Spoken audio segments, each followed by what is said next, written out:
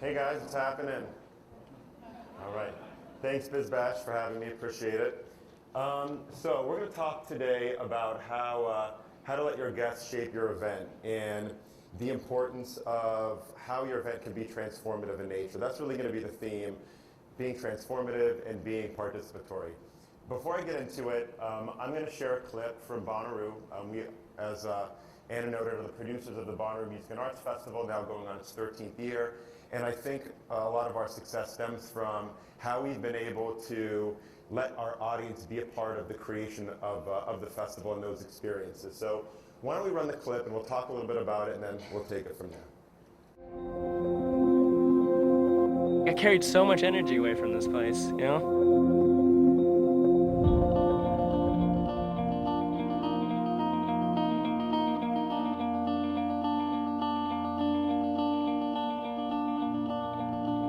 A lot of people say that you create your own reality.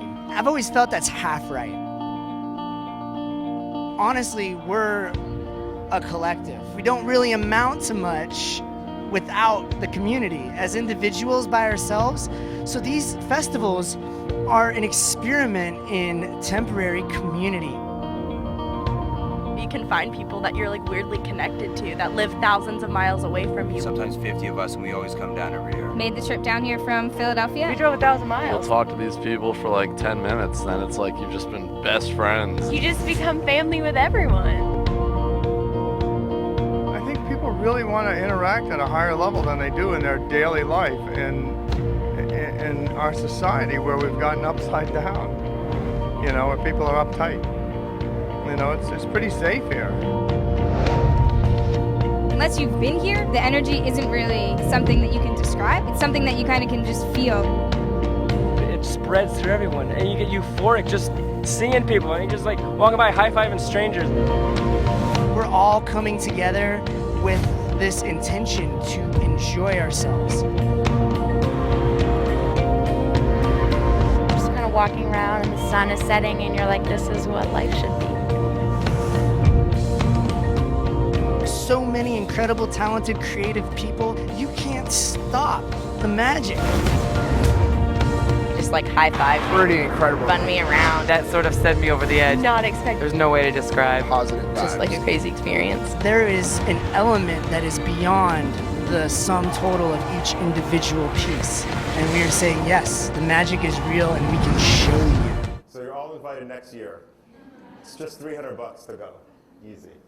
All right, so let's go to the next slide. So your audience is your event. What do we mean by that? How you inspire the audience at your event is what really makes the event special. It's what makes it unique. It's what allows for transformation. It's the energy that is created by your audience at the event and the experiences they share when they leave.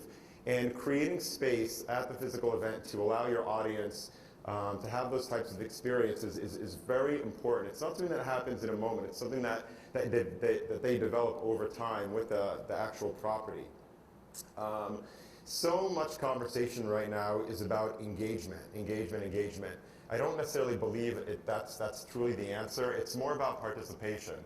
If you participate in something and you're moved by that experience of participation, that's when you can have a truly profound experience. And ultimately, especially if you're a brand, if your audience has a profound experience, that's when they're actually going to evangelize you, when they're going to talk about your event, how they're going to talk about your brand, and that's ultimately what you want. You want your attendees to come, experience something they haven't experienced before, and to ultimately evangelize the experience that they had.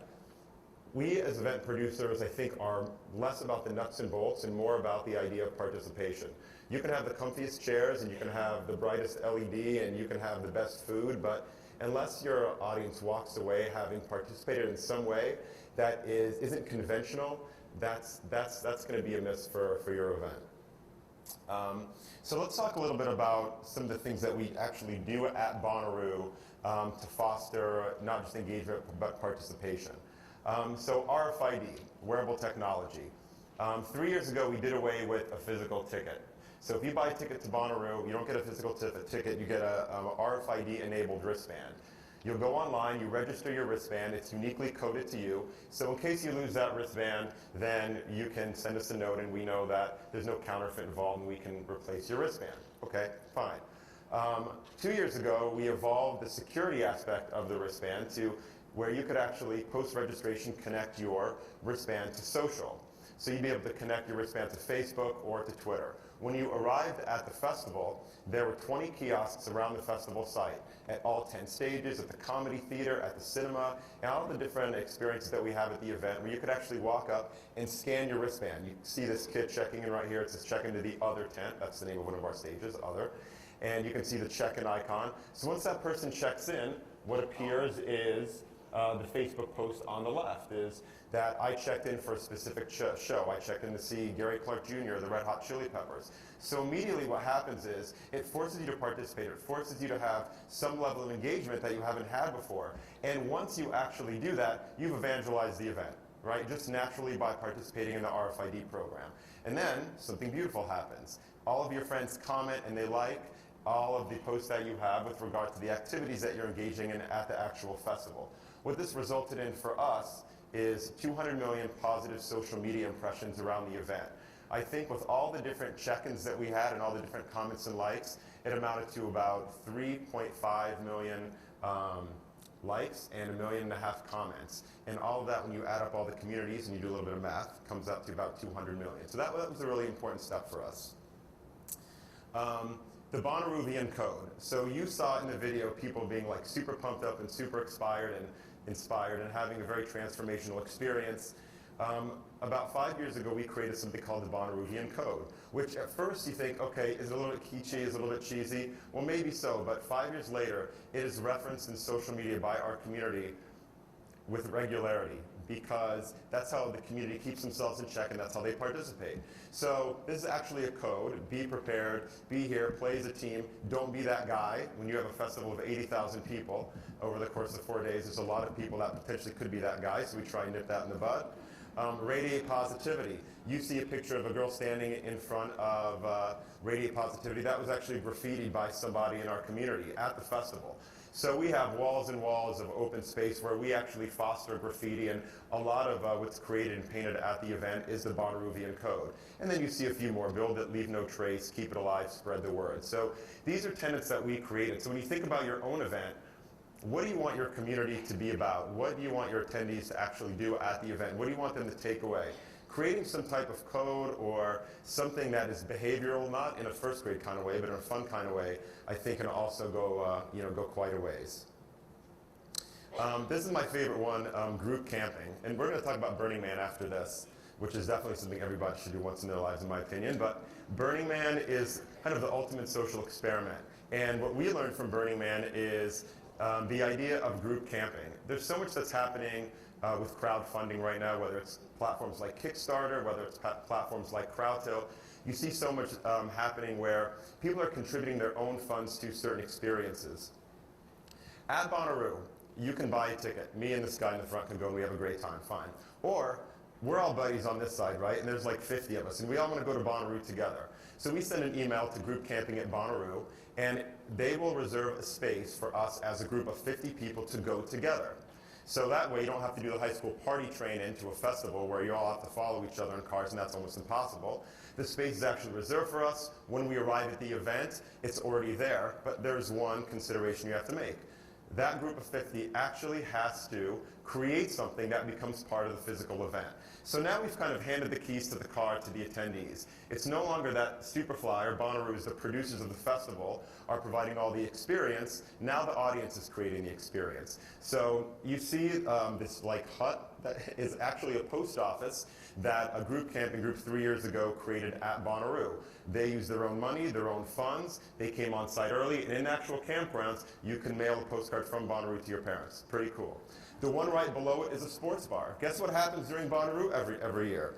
The NHL Stanley Cup happens. The NBA Finals happen. And every 4 years, the World Cup happens. So it's a magical weekend, not just for music, but for sports. So We had a group 2 years ago, actually it was the year that Dallas beat Miami in the finals, I guess that was 2011, actually build a sports bar. And this isn't just for their group of 50, this is literally for everybody in the festival to come. So now we start not only to publicize the things that we're doing, 15 stages of music and comedy and film and yoga classes in Italian delis and Jewish delis, now we're publicizing the things that our audience is actually doing. So literally this sports bar had, 15 TVs, they had direct TV being piped in, they were serving hot dogs, all of it of course was free. So what we did, and what I love this term, and I think this is the most important takeaway from at least my talk today, is the idea of let's eliminate consumerism and let's have more participation. Consumerism versus participation is a very important way to think about your event. And then of course the last one, art installations. We create a lot of art at the physical event, and we actually will provide grants to our community from $2,500 to $10,000 to create art installations that happen at the physical event. So the group camping aspect of the event not only gave our audience the opportunity to participate in the production of the festival, but it created more community throughout the campgrounds, which is 500 of the 700 acres of the event. All right, let's keep rolling. Burning Man, okay. I don't even know where to begin. I could talk about this event forever. Has anyone been to Burning Man here? Yes, fellow burner, I love you. Okay, cool. Burning Man, I feel like the way to sum it up is what I wrote last night. I was thinking about is participate or perish. Literally, can you imagine an event where 75,000 people want to be, where you're in the desert for 10 days, it's 100 degrees, you have wicked dust storms, there's no infrastructure, and if you don't participate, you could basically starve. But guess what? You cannot get a ticket to this event. They sell it every year, and the tickets cost about $400. Why does Burning Man work? Wow. Well, Burning Man, for example, has something called the DMV. The DMV is the Department of Mutant Vehicles. Every year, 100 people submit an application to create a mutant vehicle like you see there. And outside of walking and biking, the only way to get around the festival site is these mutant vehicles, as you see here. So people spend literally hundreds of thousands, not thousands, hundreds of thousands of dollars to create installations, to create these mutant vehicles for transportation, and all kinds of other things that can create more participation at the physical event for everyone to be a part of. There is no exchange of money at Burning Man. You can have all the money you want and you roll up there, no one's going to take any of it. The festival provides a little bit of infrastructure. They have something called Center Camp where you can buy coffee and ice and water, and that's it. I'm going to roll a video actually, and what you're going to see is, it's similar to kind of Bonnaroo. It's very kind of stylized, or the Bonnaroo video I showed you, a little bit stylized. But I want you to pay attention to kind of like the energy, the lights, all the activity. It's a time-lapse video. Keep in mind that the producers did none of that. It was only the community. So, Lynn, if we could roll that. Hopefully it works. We had trouble with it.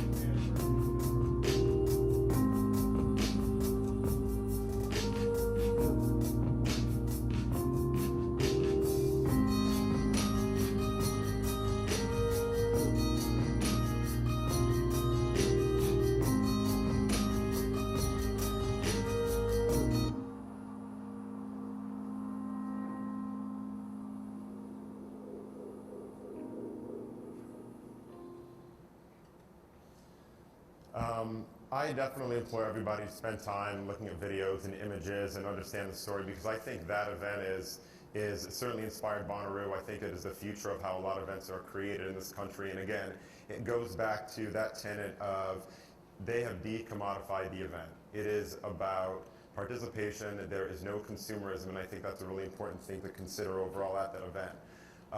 It can be, again, me and my friend here, he left because he wasn't having a good time. We can go together in a minivan and we can set up a pickle martini bar and serve pickle martinis all weekend, and people will come by and it's amazing. Then you have groups of people. You can have a camp. There's a camp called Deep Heaven that costs about $100,000 to construct, and different DJs come in and spin, and again, none of it's programmed by the actual event. So there's so many different levels of participation. It could be costumes, the themed camps. Obviously, they invest, while we invest a few $1,000s in art installations, they're literally building $500,000 installations at this festival. And then, of course, I mentioned the art cars. Let's see if I had more from Burning Man. No. So yeah, I think, again, there's so much to learn from that event, and you should definitely spend some time. How am I doing time-wise, by the way? I gotta wrap it up, they said. Okay. So let's talk quickly about Sleep No More. Does anyone know what Sleep No More is, or have they been to Sleep No More? Okay, this guy goes. Okay, awesome. So it's immersive theater. It's like going to the theater, but on steroids. You're literally part of the actual production. It takes place in New York at the McKittrick Hotel. You essentially walk in, you have a mask, and you are really led through a series of rooms and mazes that could take you 2 to 3 hours. You could walk into a room, there's a woman giving birth. You could walk into another room, that's a bar with a jazz band playing. You could walk into another room where there's a couple having a fight, and somehow you are actually brought into the experience. My wife refused to go. She totally freaks out about that kind of thing. But if you have kind of the ability to go in and just accept what's happening and participate, then there's something very special happens. One note, future iterations of the mask, because everybody wears a mask, are RFID enabled. So they actually have a media lab off-site that's actually talking to you through that mask, and it's kind of manipulating what your experience is as you move through the event. So again, Sleep No More is something that there's a lot of great takeaways from it.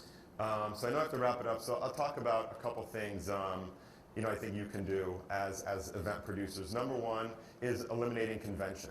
Everybody goes to events. They're so similar. They're so structured. What can you do that's completely different than any other event that you've been to? How can you eliminate the things that people obviously expect to have at an event? I think that's really important to consider. Maybe the most important one, participation versus consumption.